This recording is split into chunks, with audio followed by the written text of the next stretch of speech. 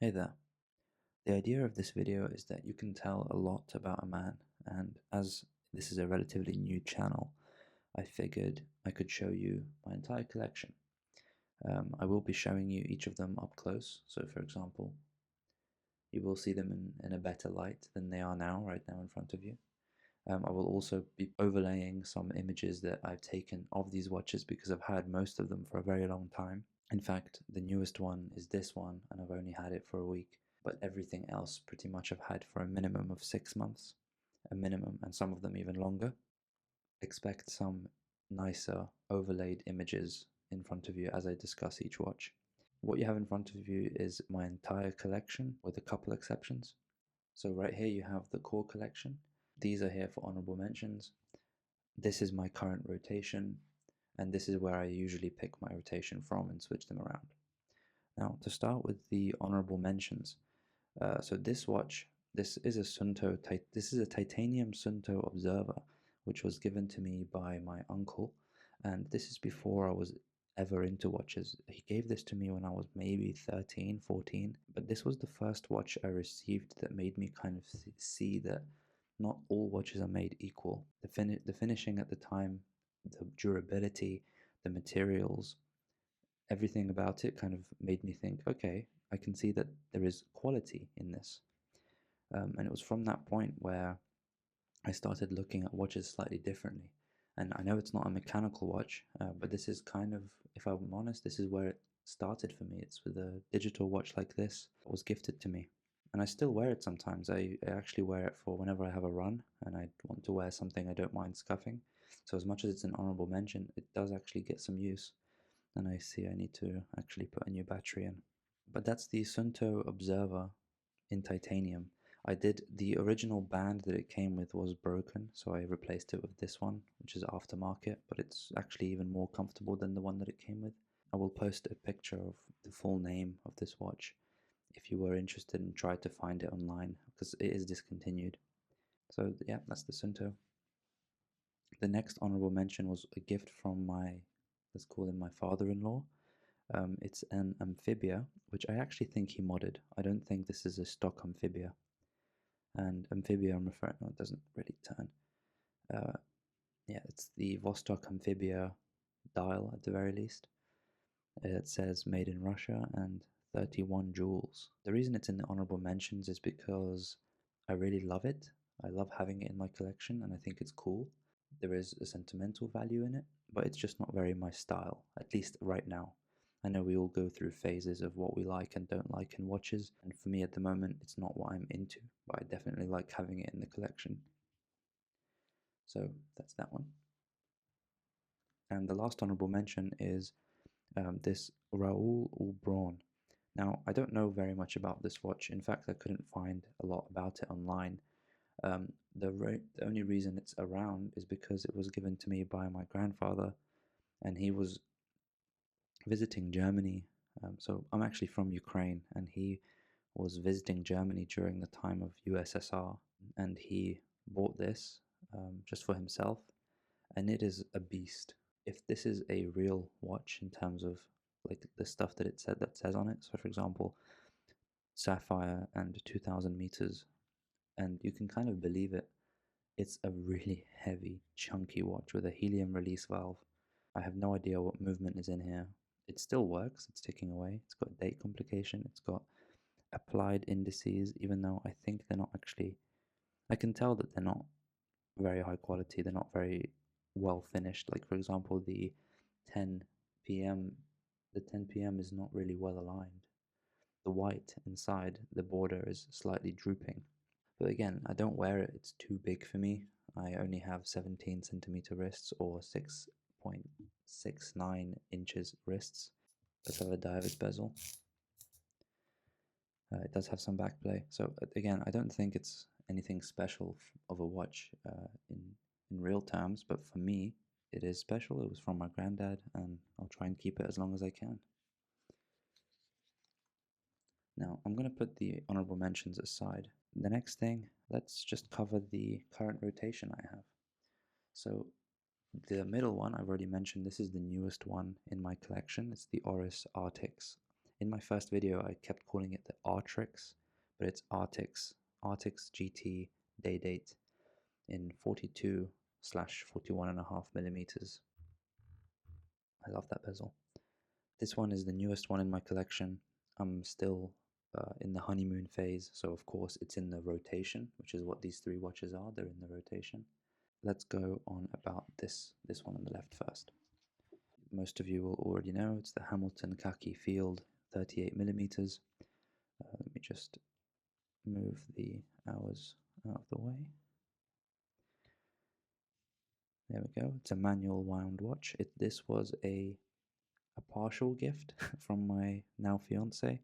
She bought this for me about a year and a half ago, I would say. Yeah, I think about a year and a half ago. It was just a gift. There was no reason for it. She was just being very generous and very nice, and she paid a big chunk towards it. I think like 3/4 towards it, so I only had to pay the last quarter. But it was a very nice surprise nonetheless, and it's a staple. I very frequently have this in my collection, and I've currently got it on the Zulu Diver Octopod, I think it's called, because I love metal bracelets mainly because of the buckles. I like having a buckle, and this watch, in my opinion, looks best on a NATO. I do actually own the metal bracelet for this watch, but I don't wear it too often because, to be honest, it's not the best finished. It's not the most comfortable. I wear it sometimes, which I bought separately, but I actually tend to go back to this Zulu Octopod system. I own two of them actually. I do really like them. I like just being able to fling it on, click, it's already sized, and it works really well. So let me put this back. I won't go into too much detail. I mean, if I get a lot of interest on any particular piece, like for example this one, I do actually have a specific desire to make a individual video for this watch, but we'll get to that. But if I get any specific interest on them, and enough interest, I will make specific videos for any of these watches. I have nothing but time. Next one, yeah, and I won't cover the Oris Artix because I already have a dedicated video for it, so if you wanted to check that out, I would really appreciate it. The next one is a Seiko SKX. This one is the 009. It's the Pepsi bezel and the navy blue dial. This was a gift alongside this one actually. I got them, acquired them at this exact same time. I was helping my father-in-law sell off and downsize his collection. He's a very avid watch collector. He's probably one of the biggest reasons why I'm really so into the hobby. One of the first times I met my girlfriend's, now fiance's family 8 years ago, he showed me his entire collection, and I was just in awe, and I kind of was like, I want to have this someday. So yeah, I acquired them at the same time when I helped him downsize. I dealt with all of the selling, the listing, forwarded all the profits except for a small fee, and then one of these was a gift. So in a way, they were both a gift. One was at a very heavy discount, and one was a gift. So they're both Seiko SKXs. This is the 779, and this is the Seiko SKX 009. 779, 009, that's right.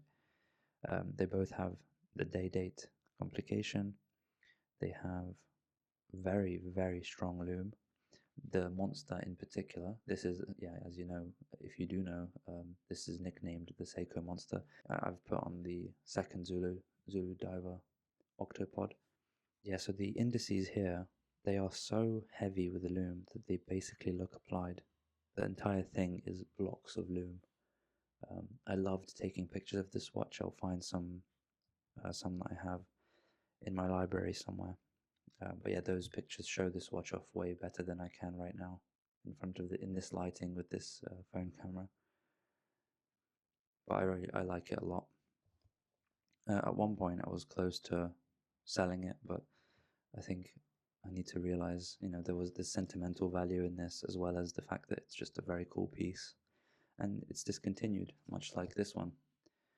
I got segued, but I was supposed to be talking about this one. Apologies for that.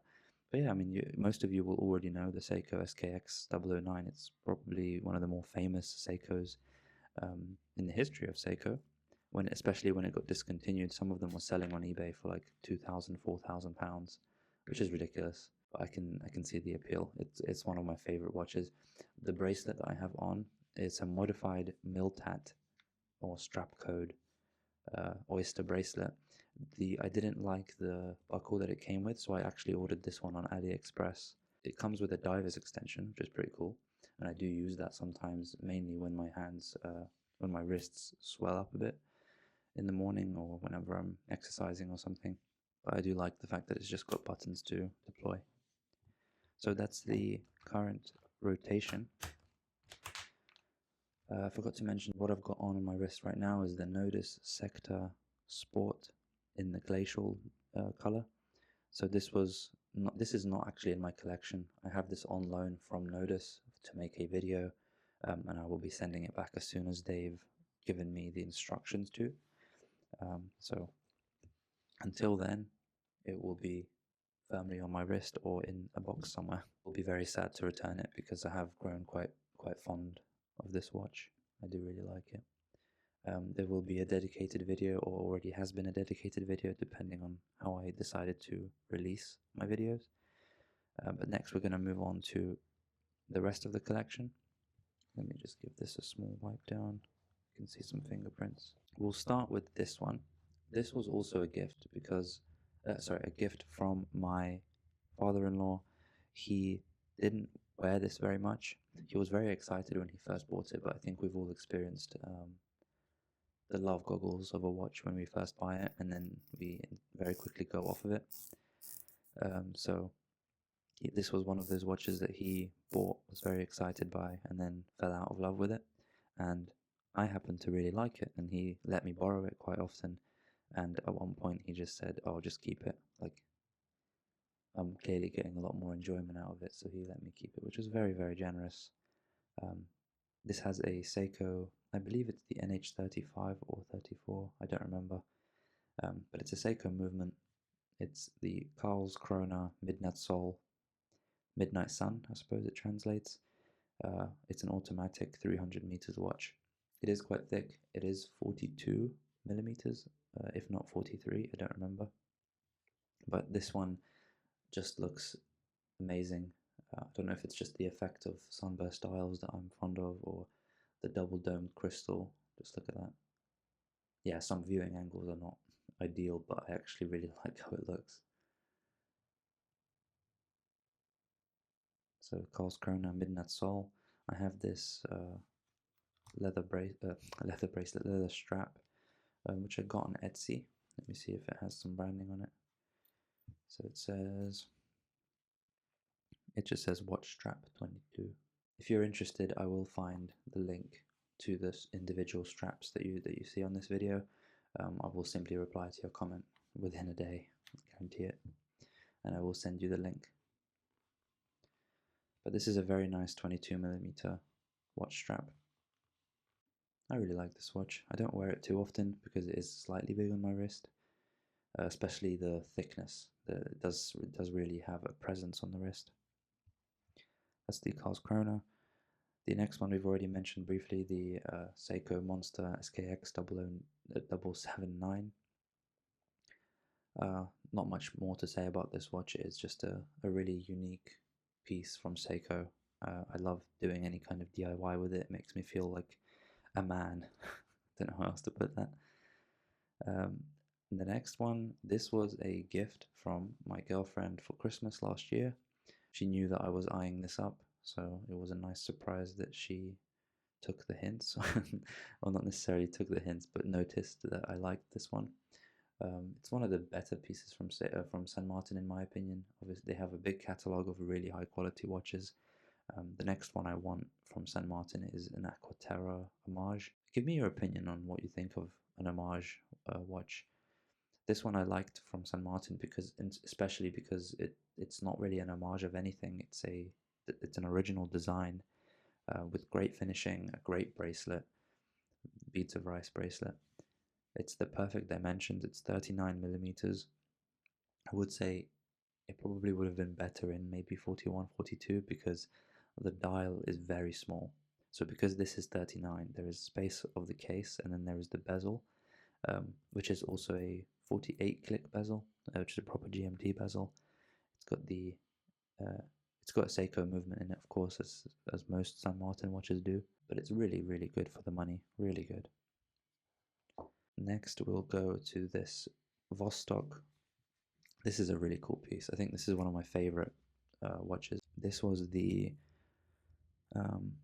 first gift I ever received from my father-in-law. It's a Vostok Komandirsky automatic. I believe it's the titanium K34 model. I looked up the serial number somewhere. In fact, there is no serial number. I think I just searched model number 34 Vostok Komandirsky, and it did come up, and it's the K. It's something like K34. It has a little bit of condensation in it, which will probably ruin it over time if I don't get it serviced, so I definitely will at some point. But I really love this watch. It's super light. It's a strap monster. It's got this unique rotating GMT bezel, which you don't see too often at all, and the GMT hand moves together with the hour hand. It can be sometimes a pain to set, and sometimes there is, you see that jitter of the second hand when you do set it. It's nothing that bothers me too much. Once it's set, it does work. The power reserve is quite worn out now, so I do think this watch is in need of a service for sure. And when I get some funds, I'll take it to get serviced. The last piece in the collection is a watch that I bought for myself, and I would call it a treat because it's the most money I've ever spent on a watch, especially at this stage in my life. I bought this to commemorate, is that the word?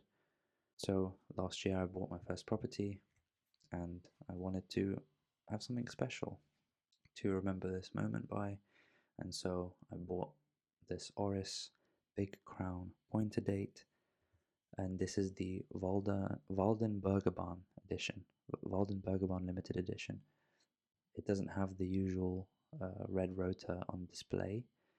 It is a red rotor underneath here, but it is a engraved train.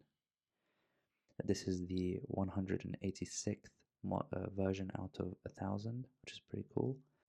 And this is the watch. I will definitely include some pictures of this watch. I loved taking pictures of this watch. I think it's a classic. I think it will be a classic for a very long time. And I wear it a lot. I really do wear this watch a lot. So that's it. That's my entire collection. I hope you enjoyed the video.